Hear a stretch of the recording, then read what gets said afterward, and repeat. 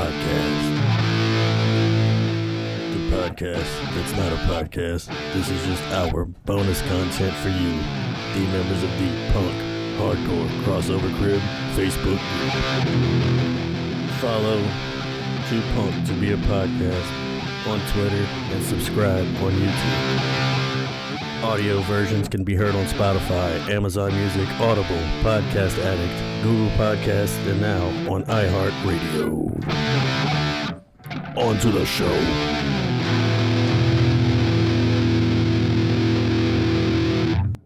Number 3 pick.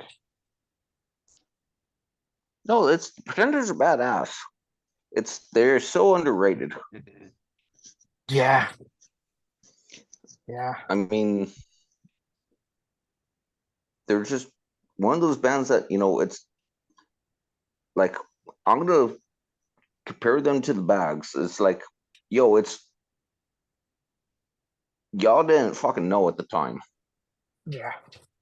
She has a unique voice, so this is a very unique voice.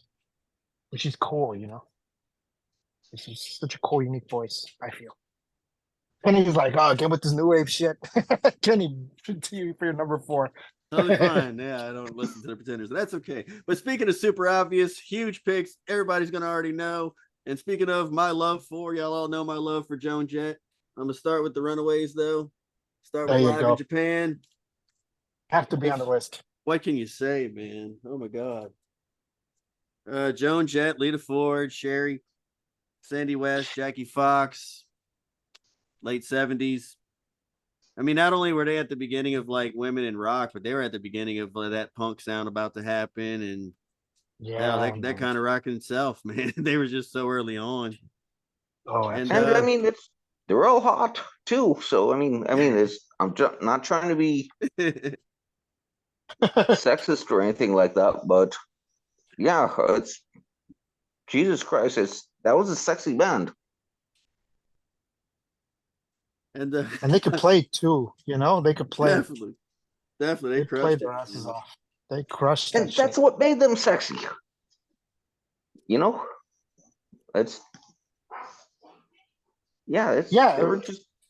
and they were fucking great at what they did. And I'm gonna pry that note down. I'm gonna pry that into a 2-for-1 too, and of course mention Joan Jett herself. This is the first sessions if you want to check that out. This is like right after this Runaways kind of ended in 1979. This is like her first demo she was putting out in 1979, trying to get signed somewheres. So when she tells the story of like, putting it out there and a whole bunch of labels shut her down until her and Kenny Laguna do it on their own. Like, this is what she's talking about. It's a really cool record. They put this out for Record Store Day a couple years ago. It's half black and white vinyl. It's actually pretty cool, but worth checking out. Very nice. It's called The First Sessions. Really cool shit. Write that down. So. First Sessions, Joan Jett. I'm writing a lot of this stuff down, and then putting your name next to it to give you credit for it. Yeah, for sure. Pretty badass looking there. But, great album, great music on it. I love Joni. Was lucky enough to see her live finally. And what can you say? Y'all know I love Joan, man. She still kills it live, I heard. Definitely does. It definitely does. For sure. Yeah, she's still going. Still sounds great. Same energy. Yeah. Killing it. They say no women in punk list without them. Yeah. Not a women in punk list without the Runaways. I knew you were going to pick that, and I'm so glad you got it out the way. Yeah. They have to be on here. They have to be. Then with my number 4 pick. This one's for you, Kristen. Fucking Blondie. What else can you say? That's a mic drop. Blondie. If you don't know who Blondie is, what are you doing? Debbie Harry's an icon. Debbie Harry, man.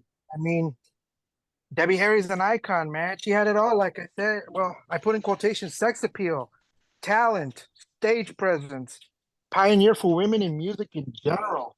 Not just punk rock, in all music. Been around since the 70s. I mean, they put out 11 albums, but honestly, if you ask me, the first 5 are the only ones I give a shit about. So pretty much from the first Blondie up to and including Auto American, it's like 1980. And yeah, I mean, shout out to Clem Burke as well. I know it's women in music, but CJ Ramon. You know, he was in the Ramones for a little bit. So he was a Ramon. But yeah, Debbie Harry, I mean, she's an icon. It's Blondie. That's for you, Kristen.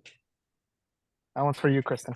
As much times as we've mentioned Debbie Harry and she hasn't shown back up, I don't guess it's ever going to happen at this point. But Hey, it doesn't matter. we'll keep I will leaving the always- trail of breadcrumbs until she shows back up. We I mentioned just Debbie think it- Harry. yeah. If we go in the Yeah. bathroom and shut the lights off and throw water at the And for mirror and say anyone who- Debbie Harry 3 times, she'll show up. For people who don't know who Kristen is our only female admin on the punk page. And she's been around since day one, and she's, you know, for a lot of years she held it down when I wasn't posting, and so she deserves a lot of credit, at least in my eyes. So shout out to Kristen. Hope she's doing well and healthy wherever she is. That one's Yeah. for you, girl. Totally. Benny, you're number 5. Yes, sir. Which one do I want to do, man? I guess we'll get. I guess since we're talking about like the hotness mixed with the amazing talentness, forget Sid and Nancy. The true great love story in all of punk rock was the fucking Cramps, man. And I'm talking about Poison Ivy mostly. But come on, do you get a There better you go. story? Do you get a better story than Yes, her sir. and Lux? I mean, her and Lux were No. married for like 37 years until the guy passed away. They were together Rest in from peace the to Lux. beginning of this. Yes, And sir. they started this together. Her guitar tone is killer. She always can had those- fucking play her ass had off, those dude. Oh huge- my god. She had those huge hollow body crashes through fucking Fender reverbs. You can't get any better than that. She plays her ass off, like you said, man. Yeah. She's mostly quiet these days. She stays out of the public eye, sadly. Hope she's doing all right wherever she's at. But y'all know my love for the Cramps. I mention them all the time. They're probably on every episode we've ever done.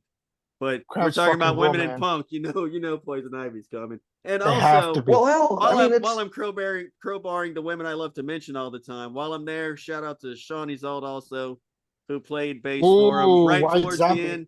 Yeah, started out White Zombie. She played for Cramps right towards the end, right before Lux was done. Did she really? Yeah, she played bass from Really? Yeah. 2006. From 2006, probably towards almost the end. I did not know that. I didn't So, either. I'm gonna have to. If I can crowbar her in there as well, of course I will, because Hearts for I Sean. did not always. know. I did not know that Sean played for the Cramps. That made her even cooler now. I liked her. Absolutely. I liked her before. Now She was she's never like, not yeah. awesome, Jose. You watch it. No, she was always awesome. But now she played in the Cramps, and I love the Cramps. Yeah, They weren't on my list because I knew you were gonna go for them. So yeah. So, I had to respect that. But yeah, Poison Ivy, Poison Ivy, Christy Wallace Mad- is her mad real respect. name, and Christy Wallace. Yes, sir. much love to her for forever. And, again, as a guitar nerd, her guitar tone is so goddamn awesome, Yeah. flawless. Much love to Lux too, Oh. wherever he is. You know, rest in peace to Lux. Absolutely. Real quick, can I bring up another one that I just remembered real quick that was not Sure. on my Yeah. notes?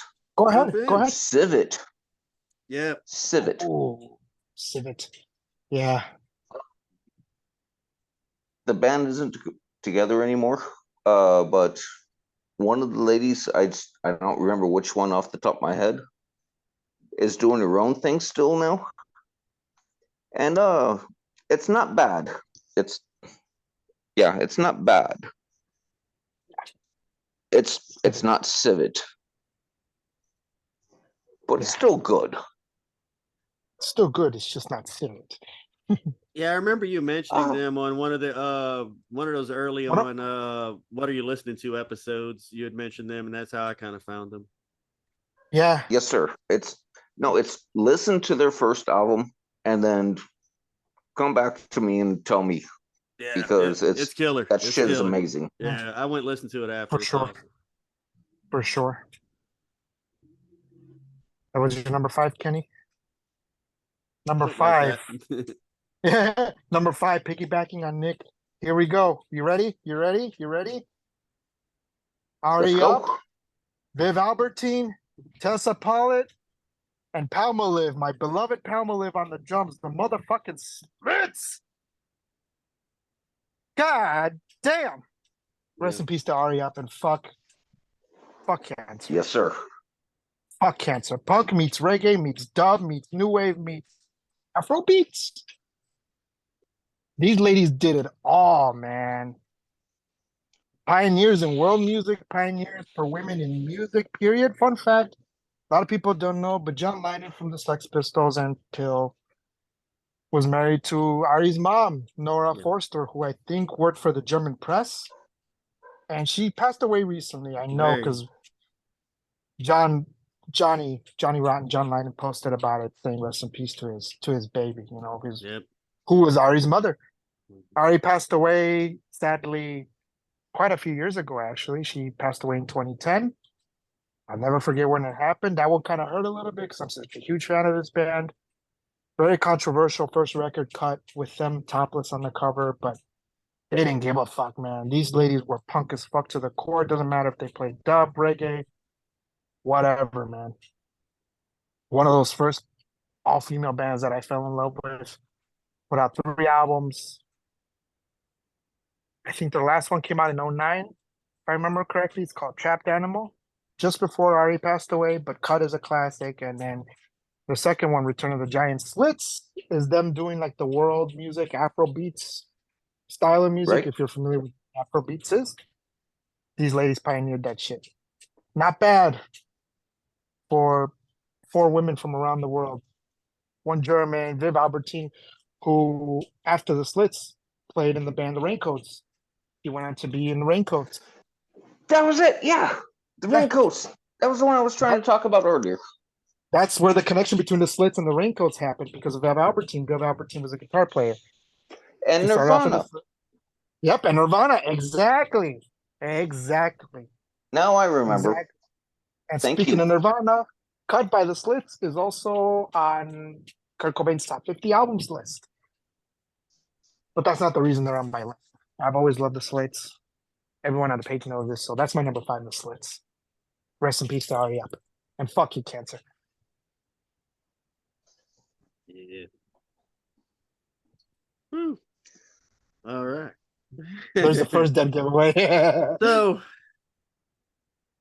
this is where I kind of tell on myself with having records for all the other ones. I don't have records from here on out to show you, so it's stuff I don't have, which is very bad of me, especially on this next one. The fact that I don't have any copies of any of their stuff on me is bad. But I'm easily distracted when I'm buying shit. So my love of Kathleen Hanna is well known. It's a surprise to no one. I have this really weird love of Riot Girl punk. I just do. and I'm sure they'd be mad at me for being a fan. They'd probably be mad at me for being a fan of it, but I don't care, Kathleen. I love you. And Bikini Kill all day. Man, of course, got to mention Kathy Wilcox and Toby Vale, who is where I was going to put in that she came up with the Riot Girl name, but that may or may not be true. Who the hell knows? I know. I kind of spoke on that earlier. Right. So Like, all I know is you're getting I into love it Kathleen more. Hanna, and that's that. Yeah. And Bikini Kill. I love Bikini Kill so much. Yeah. They really- I love Bikini Kill too. Bikini Kill's great. Wait till you see who's on my list. Part of that same scene, but we'll get to that in a minute. Oh, I got a bunch more. If you think that's where my Okay. Riot Girl ends, you are horribly mistaken. No, I'm not saying that. I'm saying I have one on my list too. But we'll I get got to a that. whole lot of Riot Girl coming at you. You already know. Oh yeah, I love Riot Girl, man. I'm a Riot Girl is at great. heart, I tell you. Riot Girl's great. Important to punk music. Absolutely, man. Absolutely. Quick question. Who is the person who is not actually in the punk scene who actually, well, in my opinion, put out the fucking Riot Girl fucking thing? Lori The Petty. compilation? Lori Petty, yeah. Oh yeah. No, Yeah. she was the one who kind of actually brought it out to the mainstream. Yeah. She put it out there for I everybody. mean, yeah, even though she wasn't a musician or anything, No. she still did the fucking, she still felt it.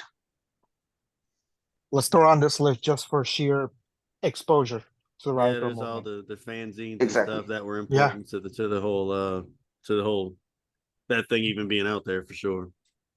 Because Yes, that sir. Riot Girl still, if you think about it, still kind of going today. And this happened in the 90s, 3 decades ago, which seems like long ago, but it's still going in a way. Jesus Might fuck, not don't be the call me same. out like that. No, I'm I'm saying not that that. old. No, I'm saying like that whole Riot Girl scene is still kind of very much alive to this day, I feel. In different ways, but it's still around. So it wasn't just a one-time thing. That's why Riot Girl rules. So my number 6, this one's another one for Kristen, but it was on my list not just because of her, but because you gotta mention it. It's Susie and the Banshees. Right. Susie Sue. Okay. A lot of people don't know this, but Sid Vicious was the original drummer for Susie and the Banshees. It's fucking weird, isn't it? Yeah. Sid Vicious was the original drummer. Probably couldn't play for shit. He was able to be sober enough to play drums on beat. Exactly, right? No, nobody said that. He was just mean, happened to be the Nobody drummer. said that. No. They put out I 11 mean, it's- albums. Yeah. Yeah, Sid Vicious couldn't play for shit. Even Lemmy said he couldn't play bass for shit. So there you go. Rest in peace to Lemmy. No, these Susie and the Banshees were rough. What did I say? Pioneered post-punk, they pioneered new wave, they pioneered synth pop, they pioneered gothic rock. There's a little goth in there too, for sure. Yeah. Yeah, definitely. Yeah. I Oh, mean, totally. progenitors of the alternative movement. Shoegaze. My love for shoegaze knows no fucking end, man. Yeah. Oh my god, without Susie and the Banshees, you wouldn't have My Bloody Valentine, you wouldn't have fucking Lush, Curve, Slow Yeah. Dive. You would have had Rush. I mean, Rush was already Oh, doing it, but I mean, no, Lush, Lush, oh, not Rush. Lush. Lush. I'm sorry. Yes. Yeah. I Well, have Teddy my Lee was knees real here into from- Susie and the Banshees. That's exactly. Neil No, Peart Lush. wouldn't be the fucking drummer he was today. If it wasn't for Sid Vicious. Yeah. If it wasn't for Sid Vicious playing drums for the Banshees, Exactly. Neil Peart never And- would have picked up a pair of sticks. and trip hop, which a lot of people don't know what the fuck trip hop is, but stuff like LCD Sound System, Stereo Lab. I mean, if you want to put Deftones in there, you can too. Like that whole dreamy, like Lana Del Rey sound, that whole like ambient sound. That all came from somewhere. Is Susie and the Banshees, in some ways. So Well, I never thought about it like that. That's yeah, Susie and the Banshees, they had to be on this list because Susie Sue is fucking Susie Sue, you know. X they were. made up Oh my fucking God, the X- Deftones kind of. Yeah. I mean, I get it now, Yeah. but nobody's fucking told me about that though. No, it's crazy. Yeah, all these genres they pioneered alone and blew my mind. Like I said, 11 albums, but very consistent all the way to the end. They broke up in '96. They started in '76, so they were early on for women in music. So that was my pick. Susie and the Banshees. That's my number 6. That's what's Uh, up. My next Hi, one- Kristen. my next one I'd mentioned before. Again, me and Nick were, I think last time we did a whole what have you been listening to type thing. I mentioned them, but I'm gonna bring them up here. New band, so we're doing some new stuff. Is Witch Fever. It's funny because when I listen to them, I'm like, the only way I can really describe them is like doomy punk. And then when I looked it up, that's what they call it. So I'm like, well, there you go. They're doomy punk then. They opened up for My Chemical Romance and their hit reunions here lately. So that's put them over pretty big. And yeah, they had a debut album, came out last year. See Amy on vocals, Alicia on guitar, Alex on bass, Annabelle on drums is what it says. Cool band, man. Definitely check them out. I ended up just finding them randomly on Twitter, and I went listened to them, and I'm like, wow, this is really great shit. Like I said, it's real doomy, but it's kind of it's just got great hooks too, though, man. You know, it's got that punk attitude, and they've all got a very unique look to them, and what a kick-ass band, man. And put in some newer stuff, man. Put them over. I like them a bunch. Them and Amel are probably the two newer bands I just listen to a whole lot. So, real quick one, but because they're new, I ain't got much else I could say about the history of them. So, check out Witch Fever. They're badass. Maybe Nick's heard of them? I've Yeah. never heard of them personally. No. I talked about them before. That's about it. Gotcha. I don't know if Nick wants to add something onto that or if he knows who they are. Nick? Honestly, I don't remember. Don't? That means That's no all one right. listened to me and no one checked them out. Shame on y'all. Go listen to Witch Fever. Go ahead, Jose. Number 7. I can't believe no one's ever mentioned this yet. Kenny and I know this band very well. Speaking of Lemmy, Mm. the Plasmatics. Yep, I knew that was coming. I didn't take it because I knew you would. The Yeah, Plasmatics. it's I have Wendy that O written seemed down like over a here. obvious but- one. Wendy O. Williams, man. Yep. 5 albums. If we're not counting the Metal Priestess EP, it's 5 albums total. My favorite is Coup d'etat, which is a little more metallic, Yeah. but you got to throw them on here. Punk and it's the perfect mix of punk, metal, and theatrics a la Motorhead. Basically, what Motorhead was to, both scenes, the metal and punk scene, the Plasmatics were kind of the second coming of that, if you will. Same concept, similar sounds. Everyone, this is like one of those few bands where I guess in their day, punks and metalheads could agree on. Like Absolutely. Plasmatics were great. Obviously, the metal It's crowd the embraced them crossover. later. Yeah, it's a crossover. The metal crowd embraced them later on. Maybe some of the punks were like, "Oh, you fucking sold out. You went metal and shit." But that's old news. Unfortunately, Wendy O. Williams is no longer with us. Hey, Lemmy and, never bullshitted nobody. He always told you straight No. up, we play rock and Exactly. roll. So get These in guys line. blew up. Wendy O. Williams Yes, sir. performed topless on stage with the 2X electric Yes. tape on Nipple her tape. nipples and blew up cars on fucking stage. And oh my God. Yeah. She's She an was icon, Gore man. before Gore was around. It's pretty Exactly. fucking fair. Exactly. It's pretty Exactly. Exactly. And she's no longer with us. She unfortunately committed suicide, for those who don't know. And yeah, man. Yeah. Rest her Really, soul.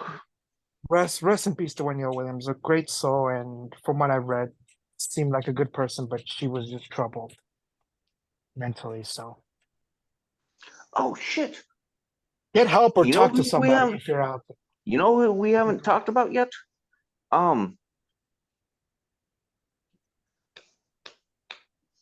Sabasuke fucking who's the chick from fucking shit. I'm sorry, I'm fucking this up. Oh, you're Oh, it's good. okay.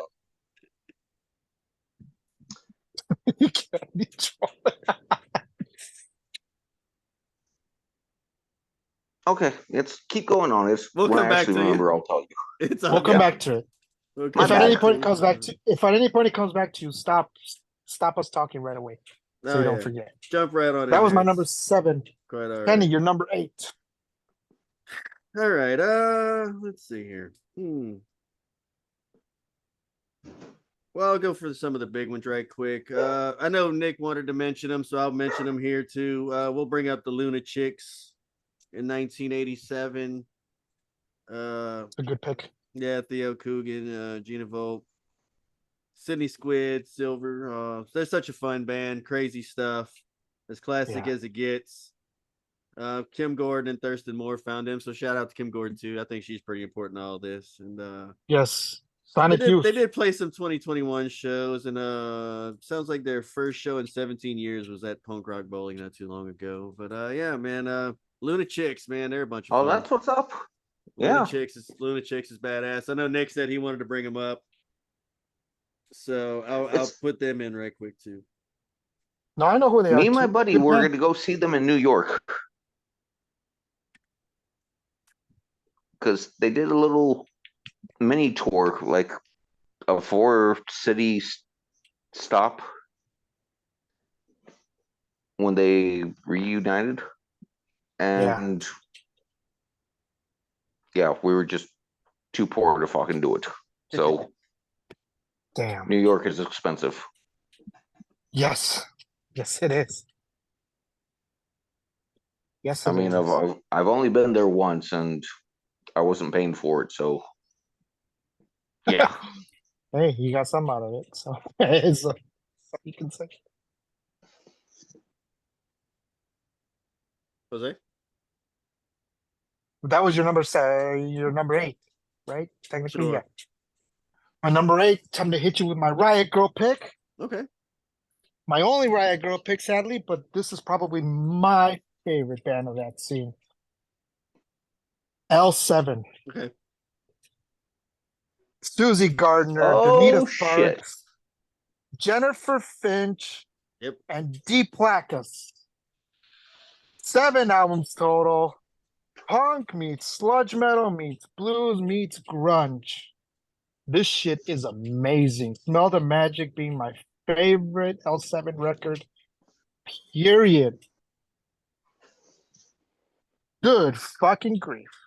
Yeah, I had left them off L7. my If you list. haven't, I left them off my list because I knew one of you two would pick them. So I left this that to band y'all. this band fucking rules, man. Yeah. L7 is amazing. They are my Bikini Kill too. One Bikini Kill is to Kenny. Okay. L7, man. Okay. Yeah, L7. I don't know, man. They just don't give a fuck. That's what I love about them. Yeah. Yeah, they're unhinged, man. Especially in the old days, Prou- those chicks were unhinged. Proud women to the core, man. They had to be on this list. Yeah, totally. That's my number 8, L7. I Alright. know Nick wanted to say something, so I'm gonna give the mic to Kenny because that was my pick. Nick, So the one and only time I've seen L7, it was AFI, L7, and The Offspring, Hollywood, Oh, wow. California. 1997. I almost got thrown out of the club for crowd surfing during AFI because they were the opening band. Really? Yes, sir. And the last time they told me, it was like, yo, calm your ass down. Okay, I mean, I was like 16 years old at the time. And yeah, so I was coming down and I saw them and they were just like, whoa, what the fuck is, like, I've heard their music before. Like, I knew the band, but Yeah. what the fuck is this? Wow, what a bunch of fucking hardcore women is this? Yeah. I don't know how to react to this. Because I mean it's still going through the teenage angst, whatever, and whatnot. I'm just like,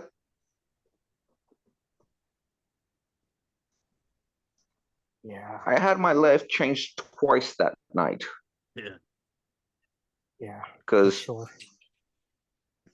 I fell in love with AFI, and then I mean, y'all know how much I love AFI, or at least old school AFI. Same. But then, Same. yes, no, I will say that. And then I was just like, who the fuck is this? And what a badass band. It's just, wow. Who went on last? Was it The Offspring, wasn't it? Because they were the big band at the time, weren't they? Yes, they were. Yeah. So No, and they killed it. I mean, they Oh, yeah. killed it, but I mean, I'm just saying L7 probably blew him off the stage. I wouldn't be well, surprised. in my mind, AFI actually, I mean, that's when I actually fell in love with them. So, I mean, they were just like, it was just the most amazing show ever. Oh, I believe I it. mean, we waited outside of the venue for like 2.5 hours, just trying to be the first people in there. I mean, it was the Palladium in Hollywood, which is a pretty big venue. You get Yeah. like 3,000 people in there, no problem. Yeah. Easy. But yeah, Hollywood, California. Yeah, Hollywood. Yeah. It's a nice place to visit. You don't Sounds want like to a great. there. It sounds like a great show, though. I mean, three killer bands, in my opinion. Oh, it's Good. absolutely. 3 killer bands, especially The Offspring at that time. I think was Ixnay out already, or Yes. It was that. It was It was that out already. album. Okay, gotcha. Yeah, because Ixnay is fantastic. And it's so underrated. Oh yeah, very. This was pre-Americana, and they were huge because coming off Smash, and then you get Ixnay, which is underrated, and then I Americana the year completely agree with after. you. Yeah, man. Well, it's Americana is when they started going a little pop, right, but then they blew in up. my after that, opinion. you know? Right. Yeah. I mean, that's Some good that's when they songs. went really fucking pop. You know. Kids on the Right is still a great song for me. I love that song. No, I mean it's regardless of fucking how you feel about the